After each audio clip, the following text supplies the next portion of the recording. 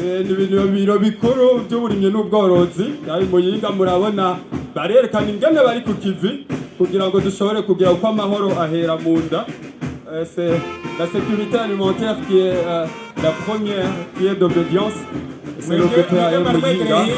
Hari umuntu yikoreye ikintu sinzi ko ari gisunzu sinzi ko ari amateke sinzi cyari ico sinzi ko ari imyumbati mwebwe mwegereye yose mwakibonye Vaso na karorero keza cyane muri iki gihugu urabona bikoreye imyungu ibigori wose uronka icyo ufungura. Vaso urabona aya mashuga yemwe ya Vaso amashu y'ibipacupacu igana nasi senge Krosodeko abo ni gitangaza ishyirahamwe rikomeye abo rero bari mu gihugu cyose baragikwiye.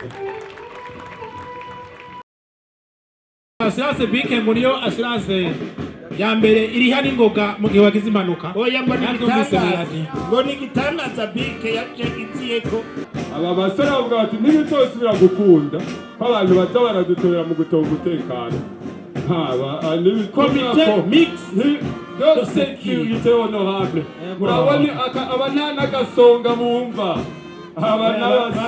baraboneka ni abasore bahagarariye umutekano dans la sécurité et pour la sécurité. Oui. En commençant par le secteur interne à Gagné, Hadjababari.